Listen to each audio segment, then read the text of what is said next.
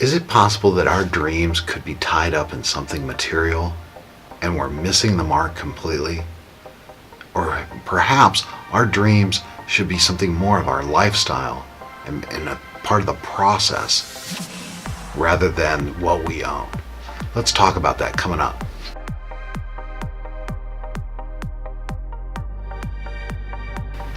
Hey there, Dan with Fathers for All.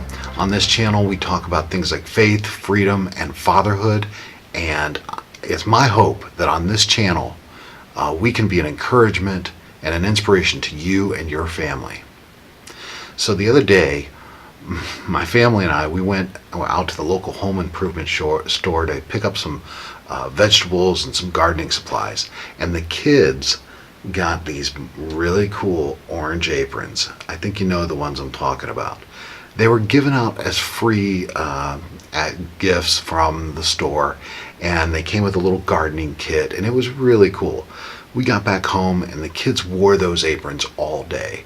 We were ready to garden and they just had a blast. In fact, even after we were done gardening, they kept wearing the aprons. Then tragedy struck. One of the aprons ripped. I know, it was terrible. And with that ripping of the apron, so were my daughter's dreams ripped in half. She was so distraught, she was ready to throw the apron out. She was just so sad and down in the dumps. Maybe a little over dramatic, but that's kind of par for the course for her. Anyhow, she said to me, "Dad, I guess my dream of becoming a gardener is over now that my apron is ripped."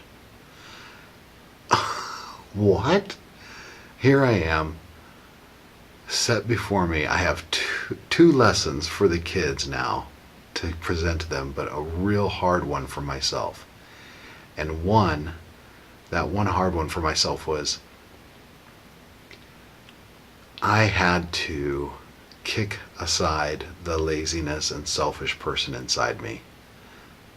I was looking at that apron going, "Are you serious? This is a little fabric apron. It's not meant to be hold up. It's not meant to last. Oh, you're freaking out about this, and you don't need that apron to become a gardener."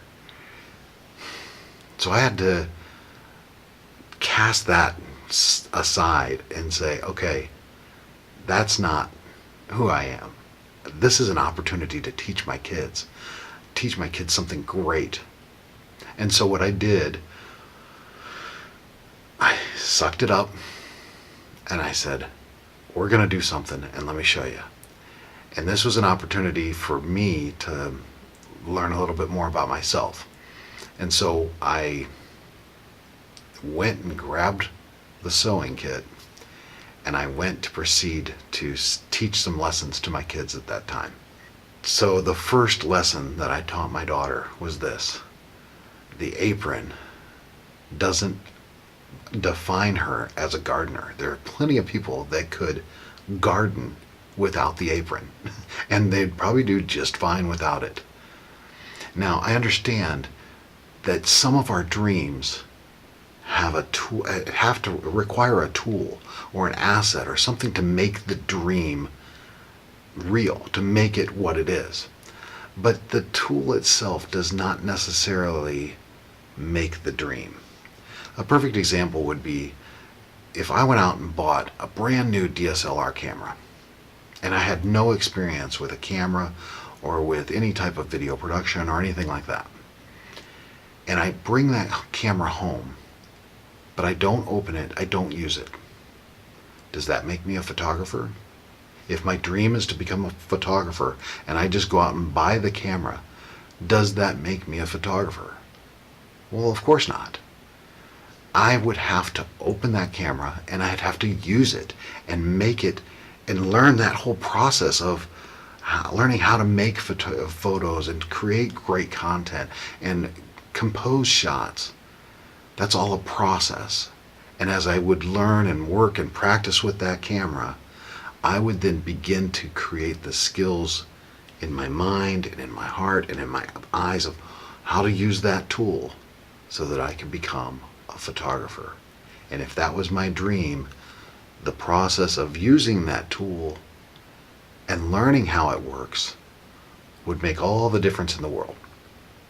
And that would be the steps towards me achieving that dream, not just the tool itself. The point about that first part is the object, the material, the asset, the tool does not make the dream. It's you. It's the process that you go through in learning how to put that tool to work. And then the second lesson that I taught my kids was sewing. They're 4 and 6. I don't expect them to learn and master sewing at this stage in their life. But it was a fun process, and they got to learn about stitching a piece of fabric cloth together. But there was something deeper in it, that the dream, that process of maybe you have a tool, maybe it gets damaged, maybe you lose it. Does that mean you give up on the dream? Some people might. Some people might turn away at the first road bump, or first roadblock, or first speed bump. At the first moment that they stumble, they might give up on their dream. In this case, because of a little tear on that apron, my daughter was ready to cast that aside and throw it in the trash.